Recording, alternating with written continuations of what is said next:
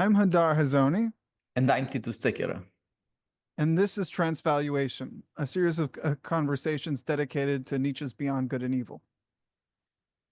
We have already spoken about the preface and the first four aphorisms of chapter 1. We've tried to show what Nietzsche's attack on dogmatism, on metaphysics, on the history of thought is, and also what his vision of world history is, and why he believes his combination of historicism and the psychological analysis can lead us to the philosophy of the future, or at least a philosophy of the future, and the philosophers of the future. Today we'll be discussing aphorisms 5 through 9 and show both of these aspects, how he analyzes the soul in terms of drives, what does that mean for philosophy, and how he applies it to ancient schools of philosophy. So take it away, Hadar. Sounds good. Aphorism 5. What provokes one to look at all philosophers half suspiciously, half mockingly, is not that one discovers again and again how innocent they are, how often and how easily they make mistakes and go astray. In short, their childishness and childlikeness, but that they are not honest enough in their work, although they all make a lot of virtuous noise when the problem of truthfulness is touched even remotely. They all pose as if they have discovered and reached their real opinions through the self-development of a cold, pure, divinely unconcerned dialectic, as opposed to the mystics of every rank who are more honest and doltish and talk of inspiration. While at bottom it is an assumption, a hunch, indeed a kind of inspiration, most often a desire of the heart that has been filtered and made abstract, that they defend with reasons that they have sought after the fact.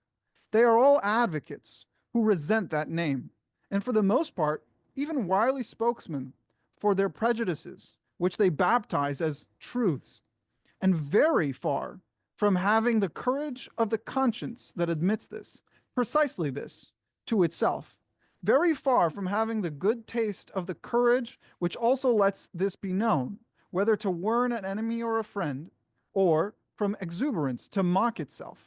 The equally stiff and decorous tartuffery of the old Kant, as he lures us on his dialectical bypaths that lead to his categorical imperative, really lead astray and seduce. This spectacle makes us smile, as we are fastidious and find it quite amusing to watch closely the subtle tricks of old moralists and preachers of morals. Or consider the hocus pocus of mathematical form with which Spinoza clad his philosophy, really the love of his wisdom, to render that word fairly and squarely, in mail and mask, to strike terror at the very outset into the heart of any assailant who should dare to glance at that invincible maiden and Pallas Athena. How much personal timidity and vulnerability this masquerade of a sick hermit betrays. So Nietzsche begins his attack on philosophers in name in this section, but he prefaces that with, you could say, a very insulting attack, childishness and childlikeness. Philosophers are losers. That it might not be quite as bad as it sounds, but it sounds very bad. And the first clue to what he means is that in attacking the pretense of pure logic in the self-presentation of the philosopher, in the writing he does, he will talk about the style of Kant, the style of Spinoza, and the motivation of that style. Now, that style and that motivation go together, he claims, but not in the way it seems to us, not in the way it was presented. But in showing that through his attack, through the style, he gets to the real motivation that integrates the style within itself into a greater understanding of what it means to be Kant, what it means to be Spinoza. He restores the claim of philosophy as such, i.e. philosophy is life. It's not a job. Like, I'm a car mechanic, but also on weekends I enjoy I don't know what. Or here are my wife and kids, and my wife is my best friend. It's life. And so there must be a unity of style and philosophy, but there must also therefore be a unity of motive, the inner drives that lead to this outer expression in the work. And this is what he's trying to get at here. And so he says that, the more simple-minded, these mystical people who talk about being inspired, at least they're aware of something important. They're presumably because they're simpler people, and that is that the thing you express, the self-presentation, this particularly systematic, this particularly demanding and even pedantic and didactic works like Spinoza and Kant, those expressions are not themselves their own cause, and they are not independent of the man who came up with those thoughts. So we would say that, if it's the philosophy of Immanuel Kant must have been a philosopher. And if he was a philosopher, then that book isn't really it. He is really it. That's what he's trying to achieve. But of course, that also requires a certain kind of attack, because these philosophers especially concealed that they were philosophers by presenting these treatises as though the questions raised themselves and answered themselves, so to speak, in a kind of elaborate theater of ideas. And the stage master or the circus master is nowhere in sight. And so he gets at these motives. Why are they this way? The Kant is a kind of Tartuffe for the Molière comedy. He is very stiff, but he's also decorous, i.e., his categorical imperative is connected to his style in its unwillingness to consider the ugly facts of life, its unwillingness to look at some of the things that could make you indignant or blush or what have you.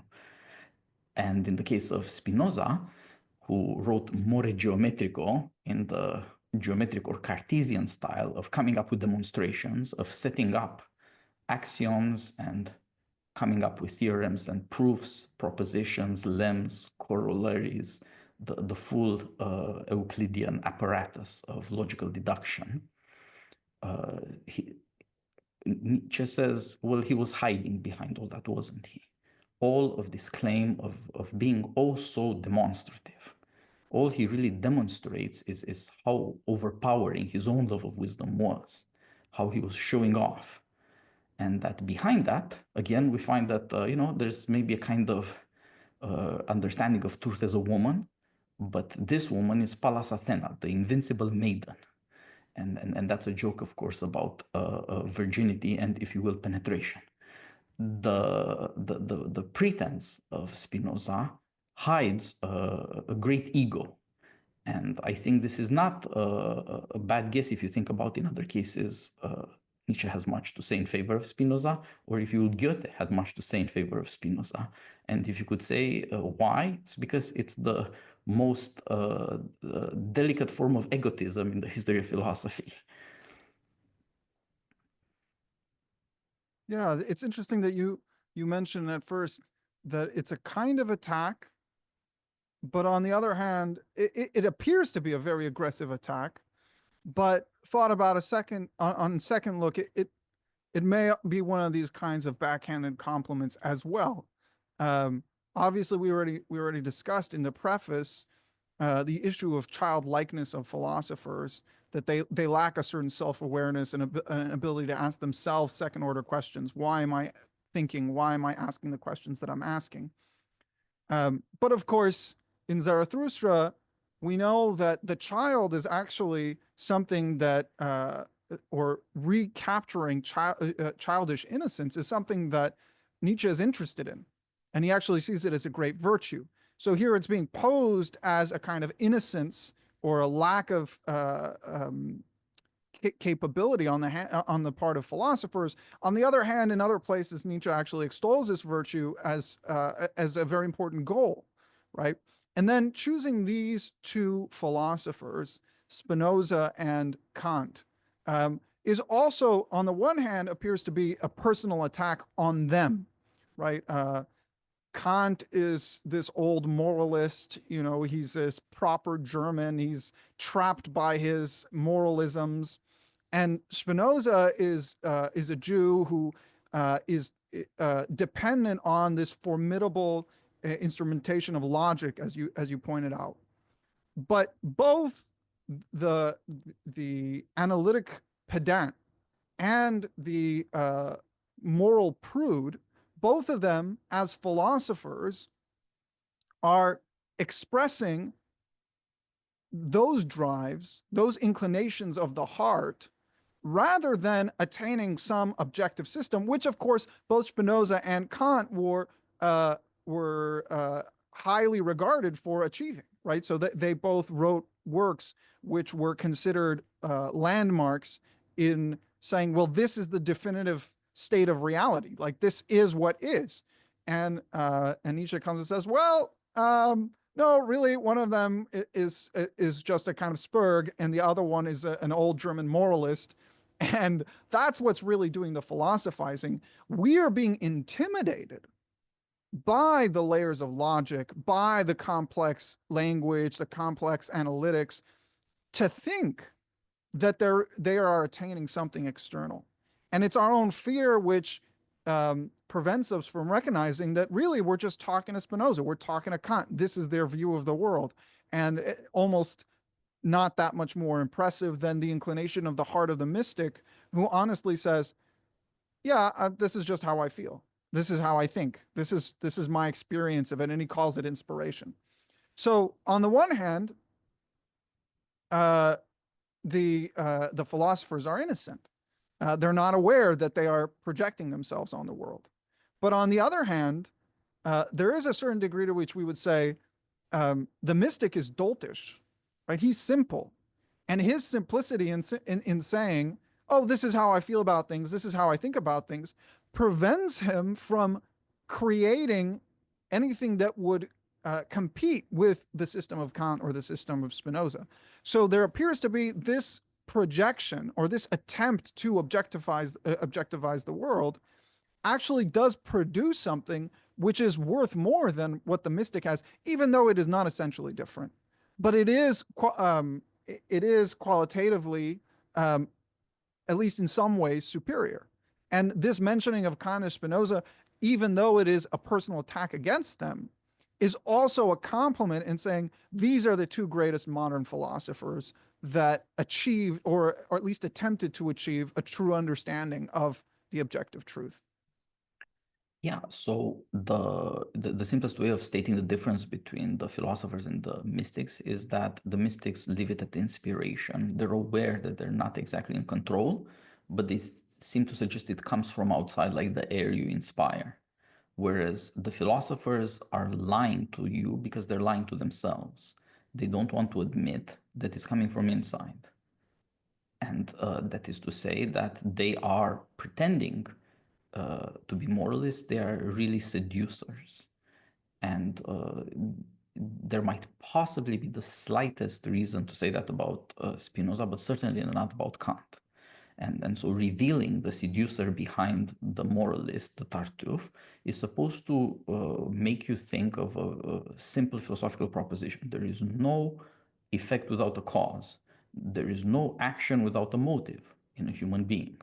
These people cannot simply be, as you would say from their treatise, pure truthful speakers, pure truth tellers who have nothing in it for themselves. And so Nietzsche is trying to return you to the question of the good by saying, just ask yourself, what was in it for them? What was in it for them? And so the childishness, that's childlikeness, okay, that's a problem. Since they're childish, they're not fully self-aware. Since they're childlike, they do things they think they can get away with. They'll pose as moralists and nobody will notice that they're seducers. But what Nietzsche insists is his motive is more than that, is the fact that they won't be honest. And it's the fact that they don't have the courage to be their own partisans. They can't speak in their own name. And so that's part of what's odd about the character of the attack. He speaks in their own name for them. He is a truth teller. He will take the plunge. He will prove the courage and the wit to say what really is going on. But in that sense, he seems like he's giving you an introduction to how to read Spinoza. Again, is kind of an attack, but in another way, he's provoking you to read Spinoza with this in mind and think about, do you understand it better when you think that this is this one guy who really thought very, very highly of himself and wants you to think very highly of him also? What if you look at it that way? What if you see that shyness and take it as an invitation? Up to a point, you might succumb to the seduction. That's the way to begin to read the philosopher. This is always somehow concealed in Nietzsche's attacks. And since he says, well, it makes me half suspicious, half mocking, that's an ambiguous attitude to take. And it invites us to look at it from both of these points of view. And also, there is something, he explains what the problem with inspiration is. Most often, it's just a desire of the heart that has been filtered and made abstract. But that also leaves it implied that sometimes it's not. Sometimes it's something else.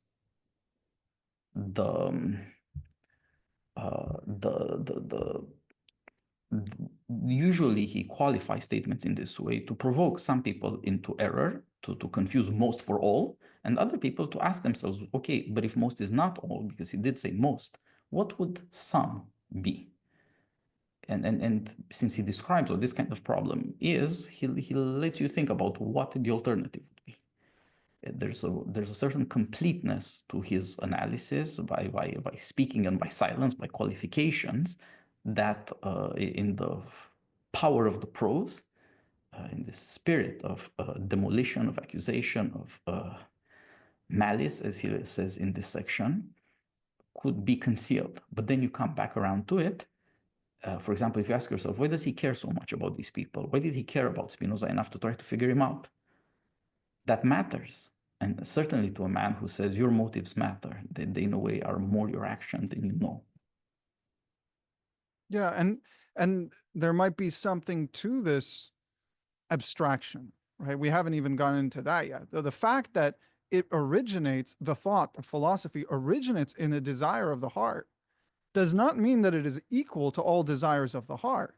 It goes through a process of abstraction. And the value of this process of abstraction, what it gives us, that remains to be seen. So we haven't gotten there yet. But we don't assume that just because logic, analysis, and philosophy originate as drives does not mean that they are equal to all other drives or function the same as other drives. And on that, aphorism 6. Gradually, it has become clear to me that every great philosophy so far has been, namely, or what every great philosophy so far has been, namely, the personal confession of its author and a kind of involuntary and unconscious memoir. Also, that the moral or immoral intentions in every philosophy constituted the real germ of life from which the whole plant has grown. Indeed, if one would explain how the abstrusest metaphysical claims of a philosopher really came about, it is always well and wise to ask first, at what morality does he aim? Accordingly, I do not believe that a drive to knowledge is the father of philosophy, but rather that another drive has, here as elsewhere, employed understanding and misunderstanding as a mere instrument. But anyone who considers the basic drives of man to see to what extent they may have been at play, just here as inspiring spirits or demons and kobolds, will find that all of them have done philosophy at some time, and that every single one of them would like only too well to represent just itself as the ultimate purpose of existence and the legitimate master of all the other drives. For every drive wants to be master, and it attempts to philosophize in that spirit. To be sure, among scholars who are really scientific men, things may be different, better, if you would like. There you may really find something like a drive for knowledge, some small independent clockwork that, once well wound, works on vigorously without any essential participation from all the other drives of the scholar. The real interests of the scholar, therefore, lie usually somewhere else, say in his family or in making money or in politics. Indeed, it is almost a matter of total indifference whether his little machine is placed at this or that spot in science, and whether the promising young worker turns himself into a good philologist or an expert on fungi or a chemist. It does not characterize him that he becomes this or that. In the philosopher, conversely, there is nothing whatever that is impersonal. And above all, his morality bears decided and decisive witness to who he is That is, in what order of rank the innermost drives of his nature stand in relation to each other. So here you see, on the one hand, a generalization from what he had said about Spinoza and Kant. Every philosopher is defined by a certain, as he says here, order of rank of the drives, the ones that really count in him. And if you see that, you can begin to look at things from his point of view. And that's necessary to understand his work. The other thing that he takes from the previous aphorism here is the notion that maybe you should have the courage and the good taste it gives you to declare yourself friend or foe to friend or foe. That is to say, to admit that it's a contest, to admit that we are all at war, spiritual war. Why are we all so? Because in us it's so. Whereas the geometric demonstration, the celestial clockwork would suggest eternal harmony, and in a certain sense, Kantian philosophy, not just Spinoza, would do the same. Nietzsche reclaims the old tragic teaching you also see in some of the pre-Socratics, that it's all war, all the way up and all the way down. A very good statement of this is in the mouth of Cleinias, the Cretan politician, in Plato's Laws. There's war in the cities, there's war in each family, there's war in each man. There's just the way it is. And this is what he's trying to say. We have to restart the war of the philosophers. We have to restart the spiritual war. We have to admit that this is going on in ourselves. All these kinds of drives can be ordered in all these different kinds of ways, and organize a competition. And again, it sounds like he's attacking these philosophers, these losers who don't want to admit they're actually on to something because they're out for something. Their insights depend on their secret desires. They're doing unwitting autofiction, memoir. They are revealing themselves precisely because they are trying to conceal themselves. How would you know that Spinoza was shy? Well, look at how boastful his armor of logic is. That might make you think. So you learn suspicion if you stop being so odd.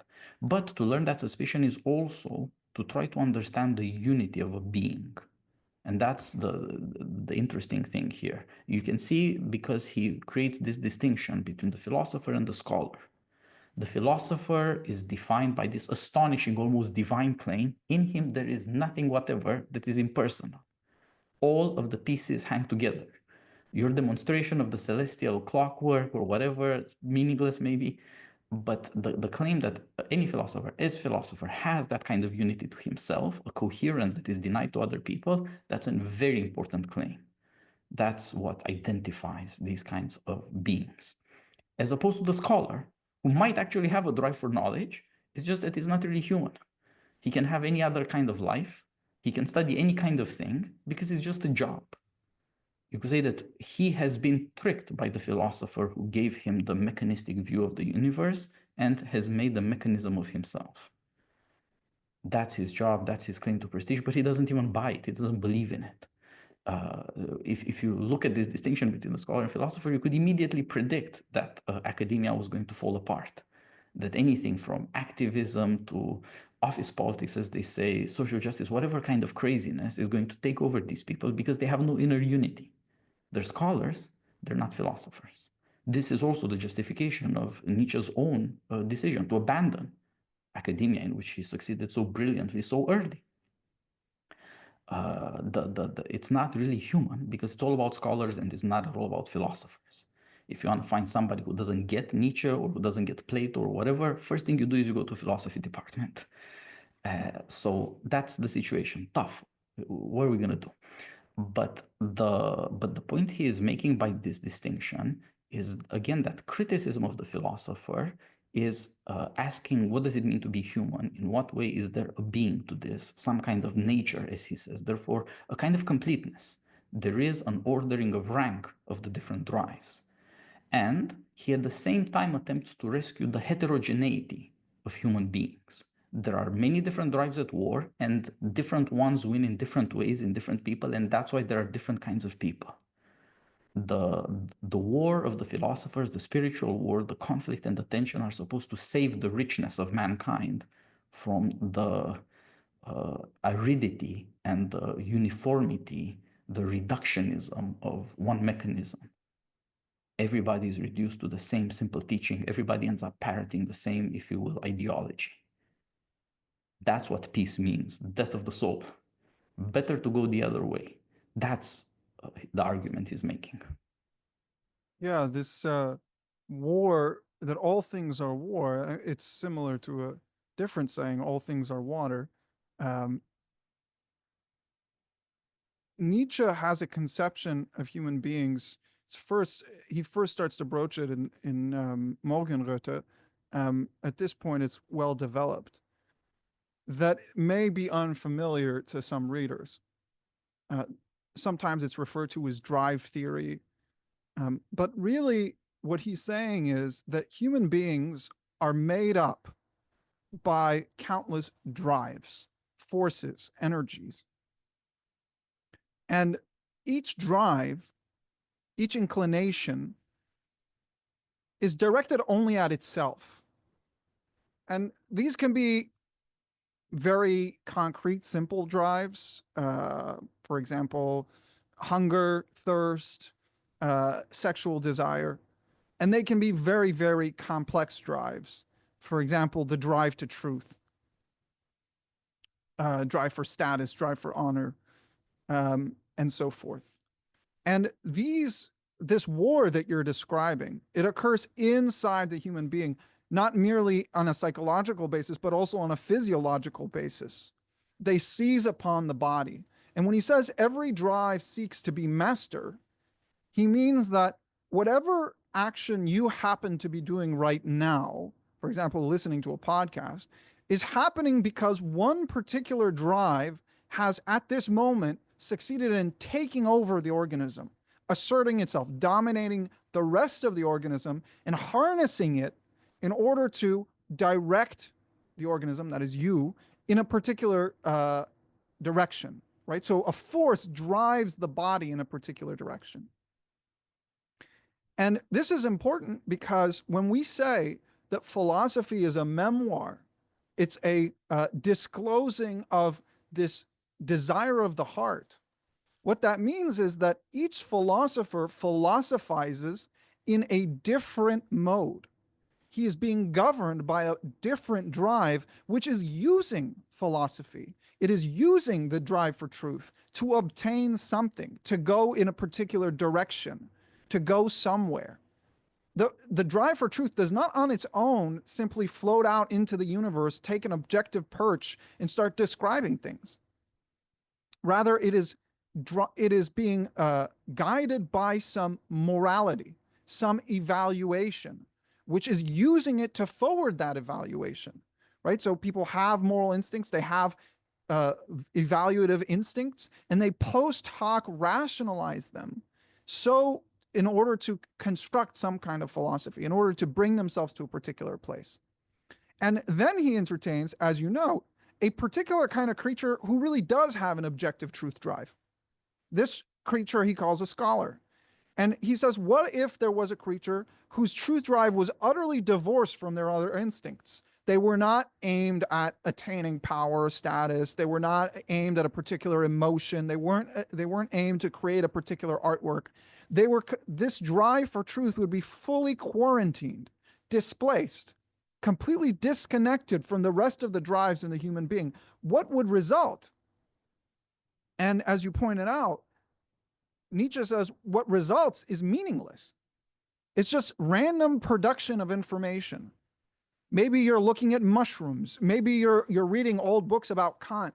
It doesn't go anywhere. It doesn't do anything. It doesn't speak to anyone. And yeah, it is a perennial problem with scholars that, and this is well known. This is not some secret that Nietzsche is unearthing, right? That nobody reads their books ever.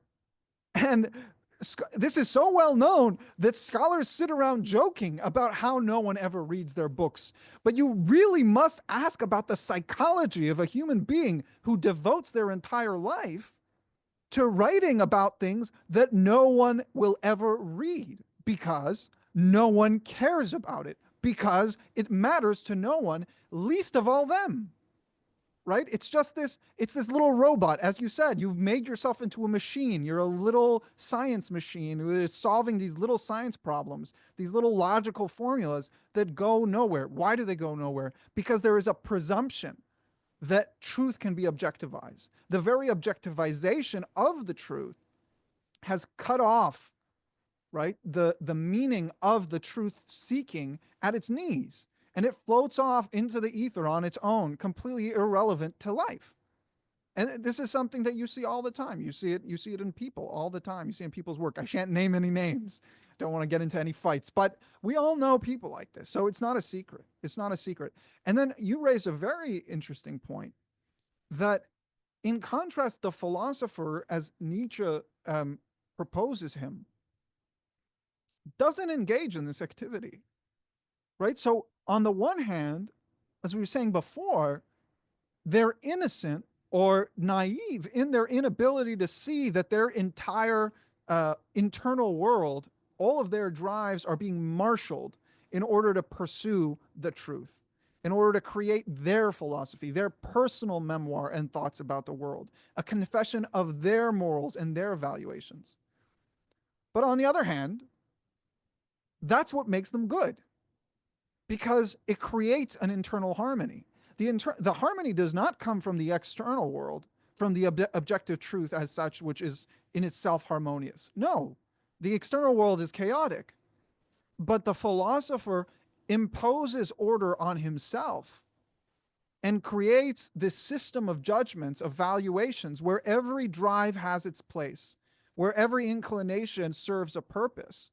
Together, they all coalesce in order to create a philosophy, indeed, a personal philosophy. Yes, a subjective philosophy, but one that is coherent in its meaning. It actually means something to someone, it has its own value. And when we say value, values always only mean the internal hierarchy of drives, right? That the different forces in the soul, in a person, in the body, are organized to work together in harmony. They don't do this on their own. But if you could achieve that, and you could only achieve that by being honest about philosophy as a personal thing, a personal confession, if you will, then you could create something of yourself that would have meaning, that would have purpose, rather than being a little automaton that is randomly describing facts. Yeah, there is this double strangeness about being human. One you see in the scholars, that you could have a scientific interest in whatever. Why do you care about fungi? Why do you care about philology? How are these interchangeable objects that somebody in this department or that department is going to fulfill? We have somehow established a way to do anything, but where nothing matters. And that's one problem. The other problem is more original, although less obvious, and more concerning who or what we are. The, the drives are at war. We're looking for some kind of unity. The difficulty there is that each of the drives, he says, has at some point philosophized. What we call philosophizing, which you would say is the attempt to integrate yourself with the world, subject and object, yourself and that over against which you experience yourself as it resisting you, the world. That attempt at integration somehow is universal, but and therefore allows any number of different expressions which are in some kind of competition that's hard even to adjudicate. So you have some kind of grasp of what it means to be human. Ultimately, it means to philosophize, because you need that kind of unity of being. Everybody looks for it, although primarily we experience it as tension, unhappiness. Cowardly people call it stress or anxiety, but pretentious people call it existentialism or despair, anomie. But there are any number of ways to look at it. This difficulty that comes from your experience of yourself as disunited, and therefore, as people say in the Heideggerian language, inauthentic. But another way of putting it would be unhappy or unvirtuous in the older language. And Nietzsche would just say unphilosophic. So everybody somehow senses this, which is why somehow we admire people. Something about what we think we need, what we would like to be, we see in other people and we admire that. That is to say, in some people, the arrangement of the drives has a lot more of the order and power that we only sense as pain because we lack it, but they sense it as power because they have it. And we admire that. There is a kind of thing as being human, and then there is this bewildering variety. What we have in common is this drive for unity. All of the drives want mastery, but the way in which it is achieved is different in different ones, and that means ranking in order the drives. And that also brings up the question, which ranking is best? Which rankings are at least competitive? There are different kinds of human beings, but you can't let it go at that. One would have to think, where does this go? What kind of possibilities do you have? What do they reveal? Which way should you go? To recover this question through the philosopher as a unified being, what life is worth living. You can't let it go at saying, well, there are a bunch of different kinds of life. You'd have to examine them. You'd have to decide. Yeah, the internal ranking of the drives results in an external ranking between the different kinds of human beings based on the kinds of rankings that they have internally. And uh, it's unclear, but at least from some perspectives in Nietzsche, um, you have an influence on this. Your internal ranking, which is perhaps for Nietzsche the most important thing you can do, is rank low and high, noble and common inside of yourself. And that this tension, uh, you, you called it stress. Yes, when you feel that there are all these different desires that are pulling you in different directions and you don't know in which direction to go. One of the core uh, goals that Nietzsche is aspiring to is to show you how to make these evaluations, to legislate a morality, which will say, this is a low desire. It needs to be subordinated to a higher desire. Of course, that leads to tension because then that drive, whenever you feel it, it feels unfulfilled. And you can't escape this because it's inside of you. And so if you say, I'm not going to pursue pleasure right now, I'm going to acquire wealth because I'm at this stage of my life that I would like to build a business, that desire to pursue pleasure does not go away. It is not abrogated. It doesn't evaporate. It continues to gnaw at you. It wants to be released. And having not released it, you experience that as tension. And since there are perhaps an infinite amount of drives, but if they're not infinite, they are so many that they're difficult to count, then the the inability to set proper place for drives results in this kind of internal war, internal tension, which drags you down, which leads to a kind of degeneration. But that's the genealogy of morals, not the beyond good and evil. So we'll get there in another episode. Aphorism 7. How malicious philosophers can be. I know of nothing more venomous than the joke Epicurus permitted himself against Plato and the Platonists. He called them Dionysiokolakes. That means literally, and this is the foreground meaning, flatterers of Dionysius. In other words, tyrants' baggage and lickspittles. But in addition to this, he also wants to say they are all actors. There is nothing genuine about them. For Dionysiokolax was a popular name for an actor. And the latter is really the malice that Epicurus aimed at Plato. He was peeved by the grandiose manner, the mise en scène, at which Plato and his disciples were so expert, at which Epicurus was not an expert. He, that old schoolmaster from Samos, who sat hidden away in his little garden at Athens and wrote 300 books. Who knows, perhaps from rage and ambition against Plato, It took 100 years until Greece found out who this garden god Epicurus had been. Did they find out? So here you get another pair of philosophers, but now we're moving to ancient philosophy, and in that sense, closer to the origins of philosophy. The um, Plato, you could say, in a way, needs no introduction. That's a problem. It means that everybody already has their mind made up, and probably it's not so impressive. If you think about it, it's a very good example of the human comedy that Plato is the most famous philosopher of all time. If that fame meant anything, that you know Plato, then you should be, if not the second greatest philosopher of all time, at least happy off. You know who the greatest was. That should be helpful somehow. It's not. So he introduces Plato here through criticism. He attacks him. He doesn't do it in his own name, which he has done before, will do again, and was his favorite thing to do almost. But he uses Epicurus instead, and creates therefore this distinction between Epicurus, who is a much more skeptical philosopher, primarily skeptical of politics, and if you will, of acting. Politics and acting are somehow, of course, very connected. We call it rhetorical, or playing politics in the vulgar language.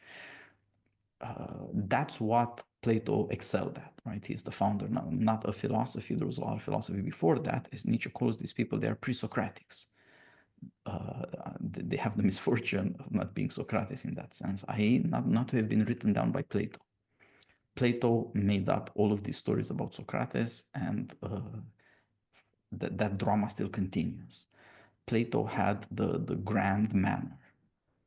Plato was able to make up these tragical stories. The insult of Epicurus that this fellow is a Colax, Dionysio Colax flatterer, slavish, refers partly to the history of Plato, i.e., from Plato's letters, you can see about his relationship with the tyrant Dionysius the Younger of Syracuse in Sicily, and the fellow who murdered him, who was a Platonist, if you will, the first Platonist, Dion, was his uncle, not Plato's, but the tyrant's uncle. So the one political action of Plato's life, what a catastrophe, what a recommendation for a political philosopher. It's hilarious. That was somehow part of Plato's sense of humor. It's part of Nietzsche's sense of humor to look at both of these sides of Plato. On the one hand, he acts out like a tragic figure. The Dionysus is the god of tragedy. The actors are the people who magnify themselves, beautify themselves, make themselves so much greater than they are because they need to know how to attract attention. Plato has that about him too. But precisely because he has the tragic matter down pat, he knows how to do this, and he's apparently the whole school of Platonists had that way, this puffed up dignity. That suggests that Plato was not maybe that kind of guy. That is, it was an act. Now, that means he's dishonest, but another way it means he did it on purpose. This is part of what Nietzsche is trying to attract attention to here. There are 35 Platonic dialogues, and this 36th writing, the 13 letters, apparently more or less intact after 2,000 something years. Now, Epicurus, he tells us, wrote 300 books. There are only fragments available.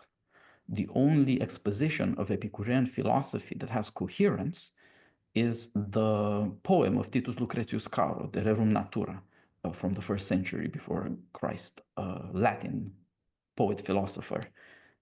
And there you see again, the guy with the poetic gesture, the talented Lucretius, his work survived. Epicurus, on the other hand, did not. Maybe he was envious. He did not have that grandeur of Plato that allowed Plato's writings to survive. This is true of the pre-Socratics as a whole. Not one book survives, only fragments. That you could say that in a certain way, the Platonic revolution was successful. All of those writings survived, and all of the other people, Epicurus is, for example, considered pre-Socratic as a matter of manner of philosophizing, i.e., he's some kind of materialist atheist, something like that, and apolitical.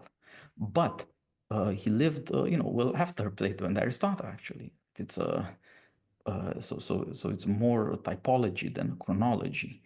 But his books were not saved.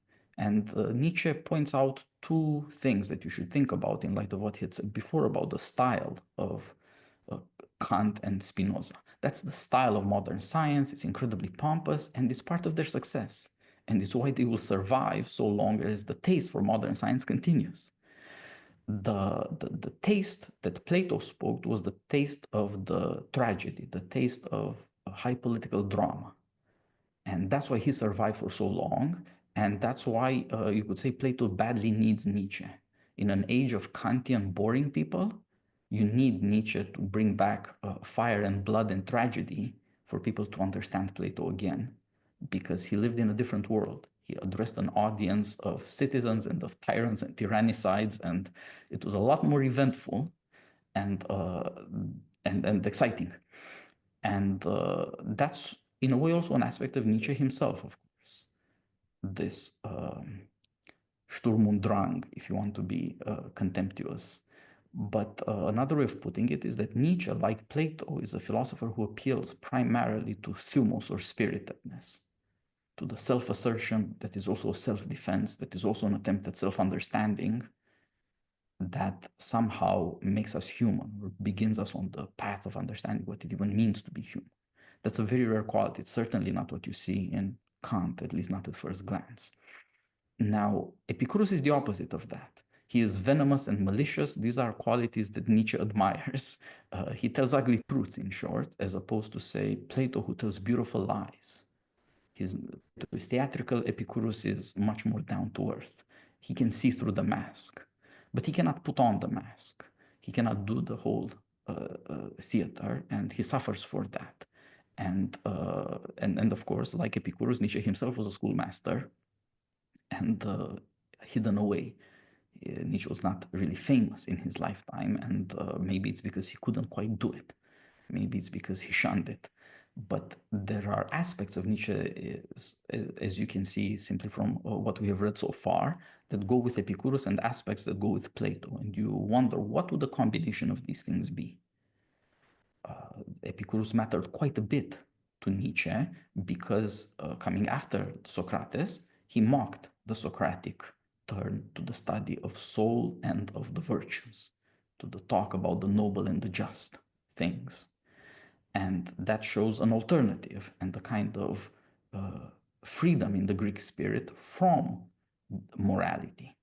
That's very important to Nietzsche's analysis of what it meant to be Greek and why the artists and the politicians, the historians and the philosophers were the way they were. But at this point, he's not willing to settle the matter. And so, as in typical Nietzschean fashion, he ends with this odd elliptical question. Did they ever find out who Epicurus was, whom he calls a garden god? Epicurus is the philosopher of the garden, i.e., his teaching is get out of the public things, find your own private life, and stay away from the madness. It's much more pleasant to be reasonable. And so that's also self-defensive philosophy, but without all of the Platonic pageantry. It goes in a complete different way. And if you look at the two of them, you begin to ask yourself, if they're so different, and Epicurus hates Plato also, it seems like, at least, how can they be both instances of the same species philosopher? That is, what is it that they have in common if one of them is out there in public getting rave reviews and the other one is hidden and even forgotten and his books disappear? Not through malice, but indifference. One of them, everybody thinks they know, but they can't see through him. And the other one, nobody even thinks of because they never found out who he was. And of course, that's also something to think about as readers. Do you want to be famous like Plato? Do you want to tell ugly truths and be forgotten like Epicurus? Which way, Western man? Yeah, which way indeed? Yeah, of course, Nietzsche is a bit like both of them. He himself is a bit of a garden god, an ascetic and a hermit. In the gay science, he explicitly extols living in the garden exactly in this manner, distanced from politics, from other people, from the crowd, from from everything that is distracting. And on the other hand, he's aware of many masks, explicitly so. And it's good that you pointed out that even though Plato is out in public, he's so often misunderstood, perhaps perennially misunderstood. And Nietzsche again says that of himself, that the mask is always growing around him, and that every day that goes by, people are less and less capable of understanding him. There's more and more deceit, and it puts us in this predicament because supposedly philosophy is this drive to truth, this searching, trying to describe, speak of, think out the truth. Uh, when Epicurus says of Plato that he is a Dionysian lickspittle, right? Dionysus is the original tragic hero, and the actors they wear masks. They are nothing, right? It's all fake. Dionysus is the thing that is really behind it, behind the play, behind the tragedy. He is the god, and they are just instruments, as it were, to bring presence to the god. On the other hand, the actors are seen and heard and spoken about. Whereas this garden god, right, Epicurus versus Dionysus, he appears to have deified himself in a certain way, does achieve something that perhaps is more real, but then it descends into a kind of meaninglessness because it's not for other people. It doesn't interact with other people. And while it means something perhaps to Epicurus, it doesn't mean something to the readers because there are no readers, right? And so it's this problem. It's this problem. If philosophy is to be uh, an expression of your unified style, if your philosophy is to really speak to all of your internal drives, then if it really achieves that honestly, is it not the case that it will fail to be relevant to other people, that it will not be readable to other people? And if it tries to be readable to other people, is it not the case that then it descends into this world of being secondary to Dionysus, secondary to the thing, what Kant would have called the thing in itself? And so if that is the problem, Nietzsche does not spell out the solution here, but the use of masks appears to be a kind of middle ground or a game or a dance. Perhaps dance is the best word to use here, which allows you to go back and forth between Epicurus and Plato, between the primary and the secondary, between the personal and the so called objective, between speaking of yourself to speaking to others. Um, and Nietzsche both criticizes and loves both of these philosophers. I think sometimes people want to choose sides for him. I'm not sure if he would do that himself. I don't know if you have an opinion about that. I certainly don't have a position on it yet. Well, he talked about Plato a lot more, so that's a sign. But again, all of these things are ambiguous. Fortunately, these themes, you could say something like this, that Plato here represents the significance of philosophy. It can transform the world, for example. Epicurus stands for the reality of philosophy. It should shock people that there was a guy who could write 300 books and couldn't give a damn if the world cared. As you're saying, that he was somehow self-complete. There, and the funny thing is that therefore, Epicurus here is a better example of the way in which there is nothing impersonal in the philosopher, as he said before. He did nothing for the sake of form. He did nothing for the sake of pleasing the crowd. He was himself through and through. He couldn't care less that other people couldn't bother. It's not that he was against them, it's that it did not matter so far as he was concerned. These are, and again, Epicurus is a man. He can be venomous about Plato. He's aware of the world. He's just indifferent to those things that Plato demanded so much of, this world transformation. Aphorism 8. There is a point in every philosophy when the philosopher's conviction appears on the stage, or to use the language of an ancient mystery, adventavit asinus pulcher et fortissimus. And in English, the ass arrived beautiful and most brave. This is first of all, I don't think most people think of asses as beautiful, and maybe people are just wrong about this. But the Nietzsche was a philologist. The first thing you think of is, of course, the Golden Ass novel, let's call it, by Apuleius, which is this, which does mention a mystery, and the protagonist is therefore mysteriously transformed into an ass. I'm not sure that's the reference here. Sometimes it's hard to hunt these things down. We have to go back to the KSA and figure out like what do they say in the critical apparatus. But that was my first thought, since you think of philology, the classics.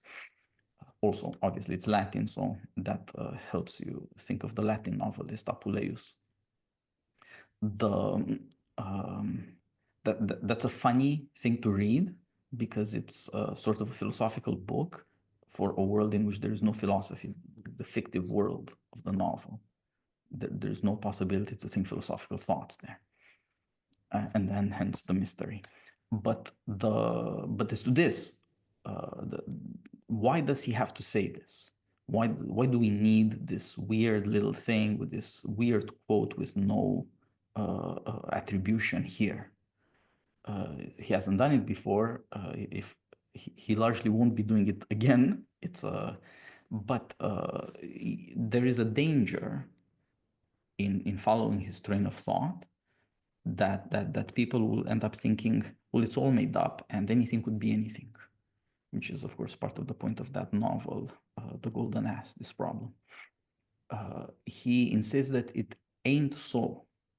It's a very bewildering picture trying to understand philosophers from their writings, trying to understand that there should be such a thing as a philosopher in the first place, especially for people who have the delusion that they know what knowledge is, first of all, and therefore sure, on the basis of what they think they know, that knowledge is not a pursuit and therefore a way of life. It's more of an achievement and a building, a construction, a kind of edifice that accumulates and therefore progresses. And if you shake that delusion, you might end up with the thought that there's no knowledge. If you shake up the illusion that people's nature is fairly well known scientifically, then people might end up with the thought that there's no nature. None of this adds up. None of this makes sense. Some of it makes sense, he claims, and the remarks he had made before about philosophers in general and about specific philosophers all point to this thought that sometimes you reveal yourself, that there are part of using judgment as opposed to expecting a method to do the work for you or an institution to give you the answer. Part of judgment, part of the flair, the taste, is to figure out what really counts. Where have you hit on something that really counts, and therefore that allows you to figure out everything else in relation. If there is a point in every philosophy when the philosopher's conviction appears on the stage, then that allows you to make judgments. But look here too, how are you aware of what's happening at such a moment in your study of philosophy? The conviction is in inverted quotes, and it appears on the stage. It shows itself in the theater that is a philosophical work. It is a certain kind of pretense, but of course, it's it's sort of like drama. Drama is a word we get from a Greek verb for doing, events. But the one thing I can tell you for sure about drama is that nothing happens. They're just imitating it. And whenever events, fictional events occur, if that makes any sense, they're just talked about. They just tell you, this guy died. They don't show you the guy dying, even in fictional staging. So it's the event is somehow the non-event. The talking about it, the consequence of it, the preparation of it, that's somehow more the doing than the thing you would think is the doing. That's part of what drama is. So also with thought, there's a kind of theater of thought also. And what you think is the thought is not exactly the thought. As he says, look to the style, figure out why a philosopher is the way he is. All of this came out of some man, and you can sort of understand the artist from the work of art. And notice that he doesn't say you can understand the artist from extraneous things. You understand him from his own doings. But you have to come to understand him. And part of that requires looking at it as staging.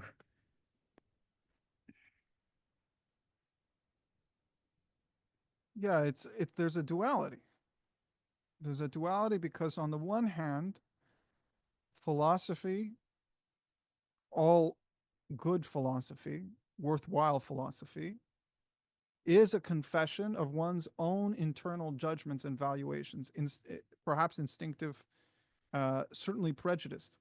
The prejudices of philosophers. It's certainly a prejudice. And there's a moment when you're reading someone, perhaps a novel, but certainly a philosopher, where you realize, oh, this is what he was getting at. It clicks for you. A writer takes you through these different stages, these different thoughts, these different logical processes, and you're asking why does he want me to think about these things? Why does he want me to follow these thoughts? And eventually there will be a moment where the mask is removed and you'll see him, what he's getting at. And as you said, there is a temptation to think that that is the most important thing. That because Nietzsche is saying that philosophy is expressing an internal prejudice, that the prejudice is the most important thing. But Nietzsche obviously says, well, but it's an ass, right? This drive, this stupid drive, which is not the drive for truth, it's some instinct, it's some inclination for war, for violence, for pleasure, for status, for money, whatever it is that's driving him, for art. This thing is dumb. It does not philosophize, it uses philosophy. And so to attribute it as the thing in itself, as the good as such, as the thing that we should really care about, well, there is something silly about that. Because the drive itself must be interpreted. It must be understood. It must be philosophized about. As you said, it must be discussed. And before it's discussed, it's mute. It is meaningless, right? So there's a duality where the thing that is driving the philosophy is not the philosophy, it's some instinct behind the philosophy. On the other hand, that instinct itself does not therefore become paramount, the most important, or a kind of good that if you should attain it, it will in itself legitimize itself. It does not become its own value. It still must be discussed, understood, analyzed, philosophized about. And so there's a duality that on the one hand, what appears to be essential, philosophy, is really a byproduct of the drive. But on the other hand, the drive itself, which perhaps is essential, is relatively meaningless without philosophy. And so again, it is the conviction, that moment where you realize, oh, this is what Nietzsche wanted from me. This is the sensation, the emotion, the feeling, the judgment, the value that he was having when he wrote this. On the other hand, that feeling and judgment without the writing is meaningless. Yeah, there's a weird relationship always between reality and meaning. You have to somehow articulate things, you have to somehow become aware of things. And then they say, okay, that's who I am. You tell the story of yourself, okay, this is how I add up, this is how I make sense. But you have to have something to speak about. And so there's this odd relation between the two. And since enlightenment suggests that the speech is everything, Nietzsche goes in the other direction and says the drive is everything. It'll do the talking for you, it'll do the philosophizing for you. It'll feel weird at first. Uh, but also to wrap up on this aphorism with a kind of Nietzschean joke, like truth is a woman. Partly it's just this joke that in many languages like French and German, truth is female gender. It's la vérité, it's die Wahrheit, and so on. Nietzsche is not above these kinds of schoolboy jokes. And so also here with the donkey, who is famous for saying ja, ja, or ja in German, or yes. the philosopher shows himself to what he says yes to. He's very critical, he's very analytical, but some things he says yes to, and that's very telling. Desire speaks up, stubborn and strong, as you would say. Yeah. Aphorism 9. According to nature, you want to live? Oh, you noble Stoics, what deceptive words these are. Imagine a being like nature, wasteful beyond measure, indifferent beyond measure, without purposes and consideration, without mercy and justice, fertile and desolate and uncertain at the same time. Imagine indifference itself as a power. How could you live in according to this indifference? Living, is that not precisely wanting to be other than this nature? Is not living, estimating, preferring, being unjust, being limited, wanting to be different? And supposing your imperative, live according to nature, meant at bottom as much as live according to life, how could you not do that? Why make a principle of what you yourselves are and must be? In truth, the matter is altogether different. While you pretend rapturously to read the canon of your law and nature, you want something opposite, you strange actors and self deceivers. Your pride wants to impose your morality, your ideal, on nature, even on nature, and incorporate them in her. You demand that she should be nature according to the Stoa, and you would like all existence to exist only after your own image, as an immense eternal glorification and generalization of Stoicism. For all your love of truth, you have forced yourself so long, so persistently, so rigidly, hypnotically to see nature the wrong way, namely, stoically, that you are no longer able to see her differently. And some abysmal arrogance finally still inspires you with the insane hope that because you know how to tyrannize yourselves, Stoicism is self tyranny, nature too lets herself be tyrannized. Is not the Stoic a piece of nature? But this is an ancient eternal story. What formerly happened with the Stoics still happens today, too. As soon as any philosophy begins to believe in itself, it always creates the world in its own image. It cannot do otherwise. Philosophy is this tyrannical drive itself, the most spiritual will to power, to the creation of the world, to the causa prima, the first cause. So this is where we're wrapping up our discussion because he wraps up his discussion of the ancient schools of philosophy. He picked up the Academy, the Platonics. He's very silent about Aristotle. This is very typical of Nietzsche. And then he moves on to Epicurus, which is supposed to stand for the alternative to Socratic or Platonic philosophy, the pre-Socratics or the materialist atheists, as opposed to, if you want to use this kind of thing, the idealist and political types. And now he gets to a school that is sort of derivative of Plato, the Stoics. He's not, I think primarily people nowadays think about the Stoics as the Roman Stoics. And even among the Roman Stoics, they tend not to look at Seneca much, but they look at Epictetus more. But above all, Marcus the philosopher, of course, the emperor. And this is not quite what Nietzsche has in mind, but it's a pretty good entry to the problem. Now, again, it's an incredibly harsh attack, just even more rhetorical, these very accusing questions, very demeaning statements, and yet he uses them as an example of what happens to philosophy. And so that's a fantastic rhetorical procedure Nietzsche has to bring a problem to your attention. These people with their goddamn stoicism and the stupidity. But then it turns out it's an ancient and eternal problem. What is true of this particular type, this particular example, this one school among many schools, actually is a general problem. Philosophy could end up believing in itself. Now, since here, a bit of philosophical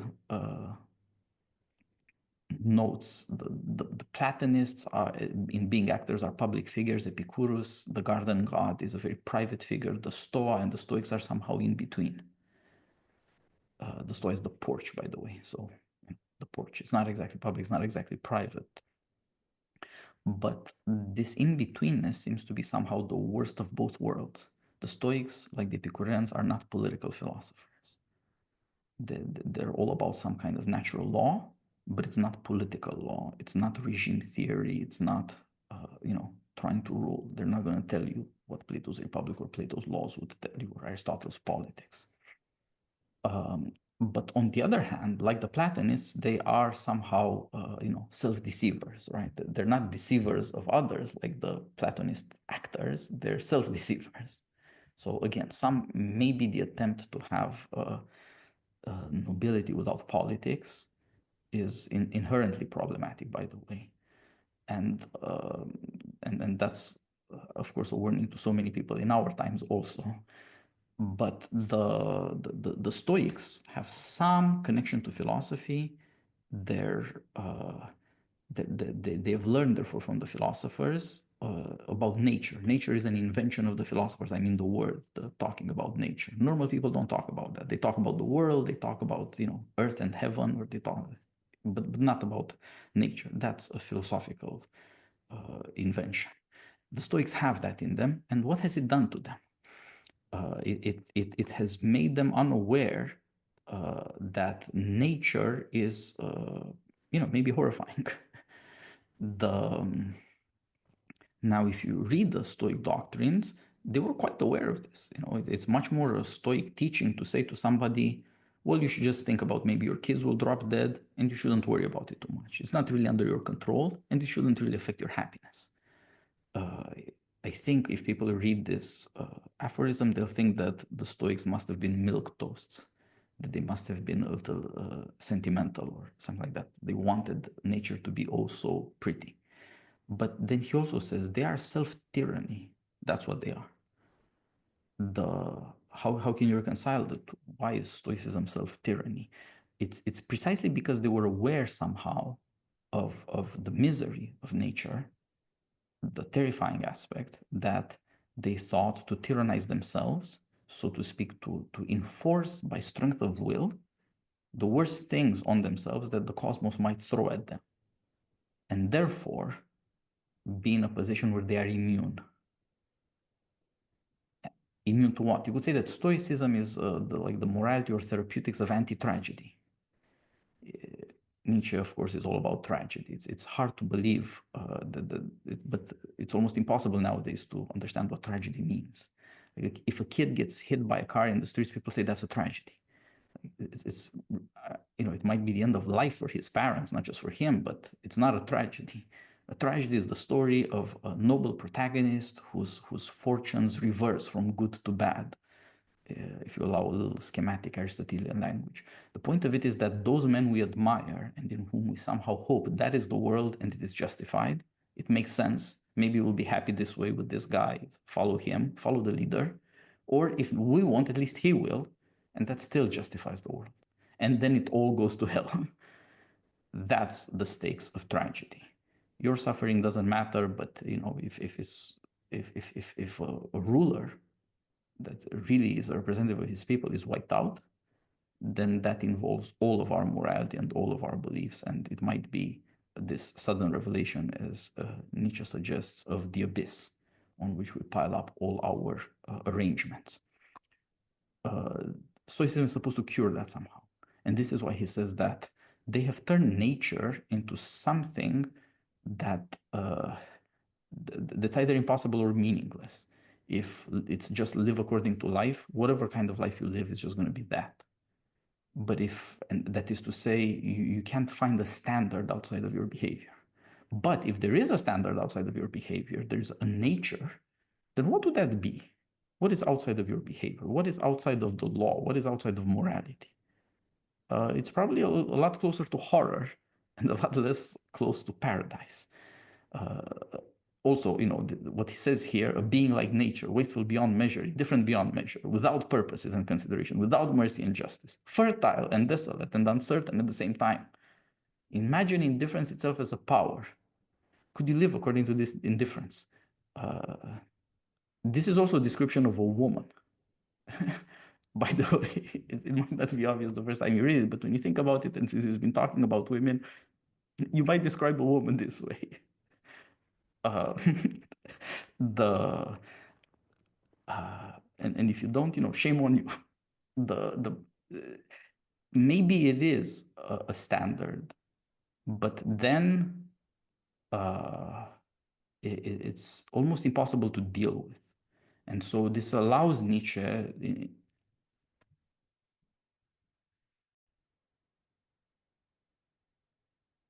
to bring this major theme of his thought. What if knowledge and life are enemies? What if living according to nature, i.e., philosophically or scientifically, means facing up to every terrible thing? Because every wishful thing or everything for which we organize and endeavor is much nicer. Why are we trying so hard? Because basically we're worried that if we don't, everything goes to hell in a handbasket. What would it mean to face that? The Stoics seem to be pretending to be doing that for the sake of not doing it at all. In a way, you could say they replace science with therapy. And maybe that's worthy of the word nobility. I don't think that is entirely sarcastic when at the beginning of the aphorism, but it's certainly not Nietzsche's own investigation into nature, which is a scientific investigation, and therefore it faces the ugly truth. Yeah, it's so brilliant that you bring up tragedy in reference to this aphorism, because the English language really prevents us from understanding what tragedy is, at least from the perspective of Greek tragedy. Uh, the tragic in Nietzsche's interpretation is when a particular drive has taken over, a particular moral evaluation, a judgment has taken over the body, the organism, the human being, and becomes master. And it becomes master to the point at which all other drives are subordinated to it at all times, up to and including death. That is to say, when a particular moral judgment becomes so extreme, so dominant, so tyrannical that it kills you, or at least uh, utterly destroys you. And this is an aesthetic phenomenon. People think, why do these stories have to be so sad? Why does Antigone have to die at the end of the play? And the entire point is that life itself is worthwhile if you attain this level of beauty, this level of action. And even the undoing of life, right? Even the damaging of these lower drives, your body, your emotions, your desires, for the sake of this tyrannical drive, that is beautiful enough to legitimize life. And it's one way of coping with the fact that it really does seem that horrible things happen to people even if they're virtuous. It's an aesthetic kind of cope with the tyranny of life. Then the Stoics show up and they say, well, no, there's laws in nature. Nature is not this chaotic, capricious goddess which will destroy you even if you are virtuous, and that the most beautiful thing is to be destroyed by your virtue. No, there are these laws in nature. And if you tyrannize yourself, you overcome yourself, you self overcome in accordance with these laws, then presumably you won't come to some kind of tragic end. This is, for Nietzsche, a fundamental misunderstanding of nature. And I think here he's building on something that's already in German philosophy, it's in Hegel. Seeing nature as an infinite emanation of random forms. When he says indifferent beyond compare, careless, wasteful, this is a kind of evolutionary conception of nature. The nature creates all these different things. There is no law whereby these things survive. The only law is that none of the things survive. There are more and more and more iterations, forms, beings, animals, occurrences, phenomena, and the only law is that they will all pass. And so to live in accordance with the Stoa, it's a problem from both perspectives. Either you accept that there are laws of nature, in which case you are deluding yourself. This is a self-creation. You have simply posited these laws into the infinite, and you are really trying to live in accordance with yourself. Or you say, no, nature really is infinite. And the only law of nature is that every form is going to try to assert itself. It's going to try to survive. It's going to try to not fall back into nothingness, not to be lost in the infinity of nature. In which case, you are again only living in accordance with yourself. And so, this attempt to escape into the Stoa, escape out of tragedy, escape out of the apparent meaninglessness, chaos, randomness of life, it fails. It fails because it attempts to posit a legality, a normality, a pattern, a justice that is in nature that we could somehow escape ourselves into, which is not there. And that is not to say that the attempt is meaningless, because he says the attempt is the attempt to impose yourself on nature, the attempt to say what the objective truth is, to say what the good as such is, to say what the natural law in accordance with the Stoa is. This is the attempt of a living being trying to impose itself on the rest of nature. And all living beings do this. The only difference between a Stoic and a squirrel is the squirrel does this with nuts, and the Stoic does it with everything. And so this makes philosophy. And then he says, well, it's not just the Stoics. You think that it's only the Stoics that are naive and they're positing this law of nature, which is really a law that they came up with their projecting onto nature. But he says, no, it's every single philosopher does this. And this is the most spiritual will to power. This is a formulation. It is very important. What does philosophy emerge as? What is it truly behind the mask? Is it a will to death? Is it a will to an objective, perspectiveless place? Is it eternal laws that don't change? No. Philosophy at bottom is a kind of life form, a particular form of life, trying to grow, trying to expand, trying to encompass everything that there is, everything that it experiences.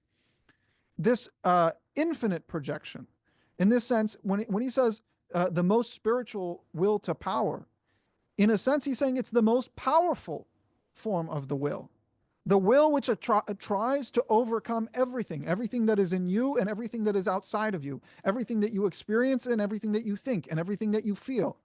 And trying to bring all of these things into a particular order, that is the most spiritual will to power.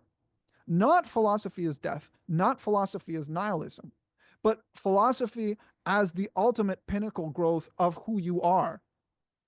And in this sense, even though the Stoics were naive and they were wrong, but in that sense, there is something noble about them. There is something worthy of imitation and respect, even though they themselves may not have been aware that they were spiritualizing the will to power in this way. But he finds that character trait of theirs, the ambition to tyrannize utterly and wholly yourself and everything else in accordance with a will, the highest, most spiritual will.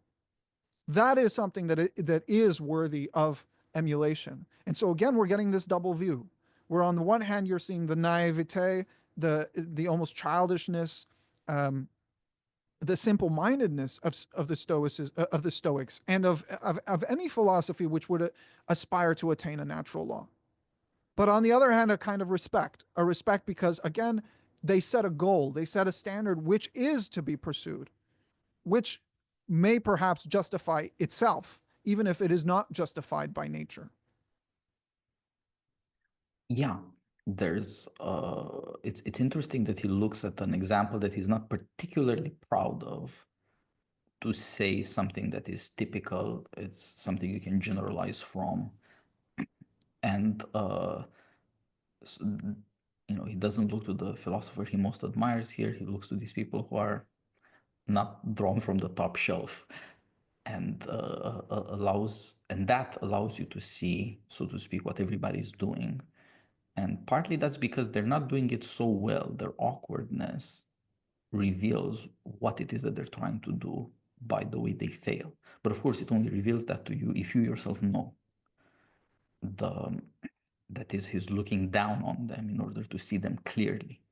You wouldn't be able to see it for what it is if you were looking up to them as think about it, as the 80s and 90s had this sort of pop Machiavelli. Since the 2000s, it's been a pop Stoicism, especially, of course, in Silicon Valley, as this philosophy of self-help for the same reason people do, I guess, Brazilian Jiu-Jitsu, supplement testosterone and so on.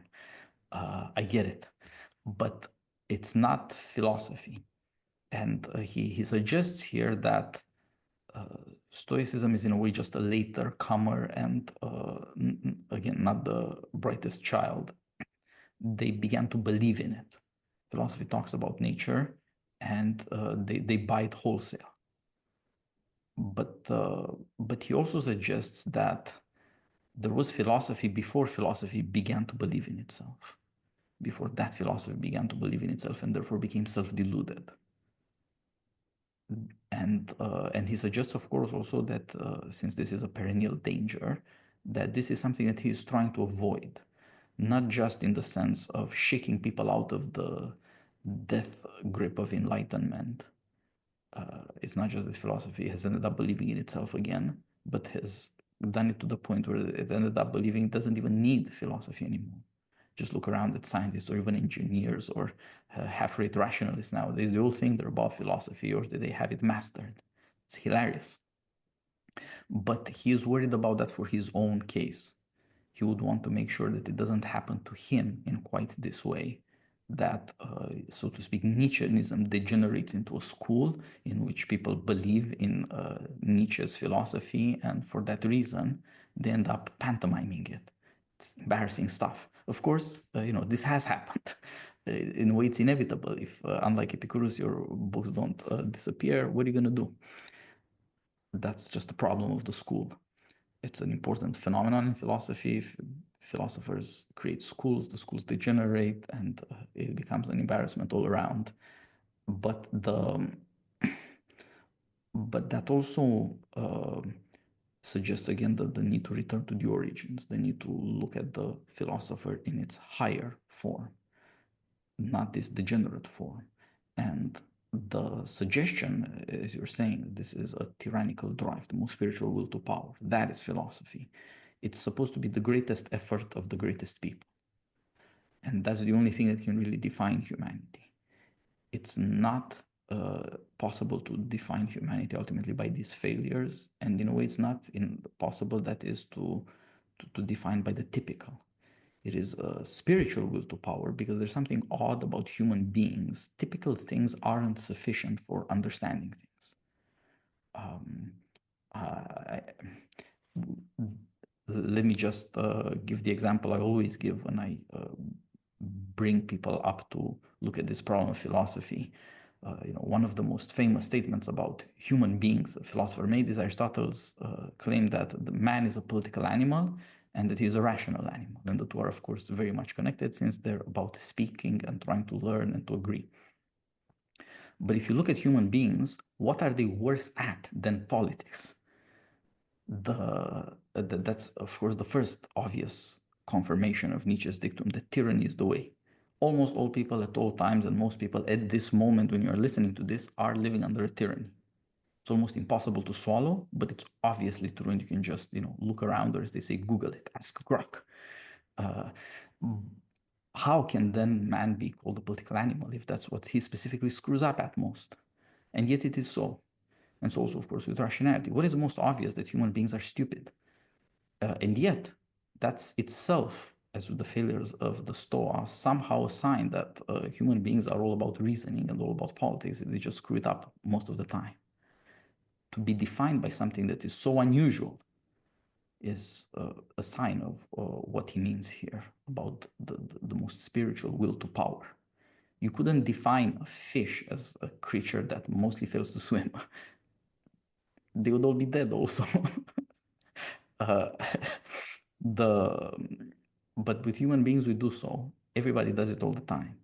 Every other phenomenon you describe as what occurs typically, and that's how you understand that phenomenon. With the human phenomena, you always go for what is pretty much never heard of. It's like not just what do you think rationality or politics is. What do you think love is? It turns out if you start counting or look around your friends, it's something that almost never works. It almost always ends badly, right? They realize, oh, I wasn't even in love, or you realize, oh, now my heart is broken. I must have been in love. That's life. And yet, that's not how you define love. So that's part of what makes this will to power spiritual. It has an unusual range and an unusual ambition that, as you were saying, is somehow to comprehend the universe. It starts from awareness that the world is that which exists over against us, opposes resistance to us, to our will. And we move on to figure out in what way could we will this done, in what way could we will ourselves into whatever it is that we want, but in a way going beyond that to try to comprehend the whole world, nature within the will, and have that kind of self-understanding that also figures together with the cosmos. And it's obvious when the Stoics try to do it because they're so funny about it. They think that if they tyrannize themselves and they are part of nature, eo ipso, then also you can tyrannize nature. If you can do it to this one part, you can do it to the whole, because the part and the whole are homogeneous, and that's a problem. Nietzsche prefers to start with an opposition.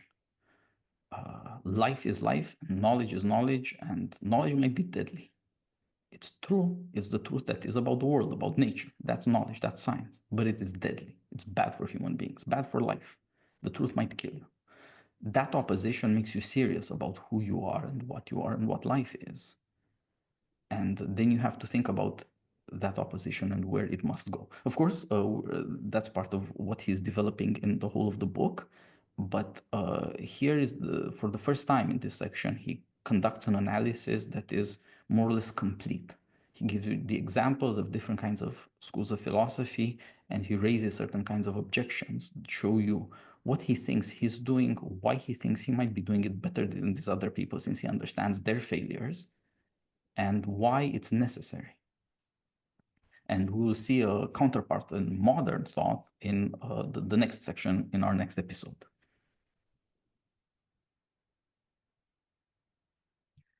All right, I think this wraps it up for today. It was great talking to you again, Hadar. I'm pleased that we have the chance to go through it a section at a time. It's lovely to get the feeling that I see where we've arrived. There is a kind of plan here.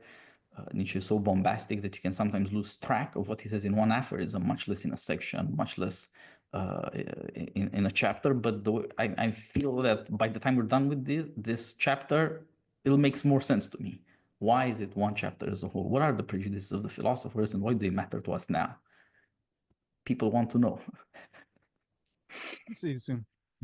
All right. Thanks for everything, and until next time.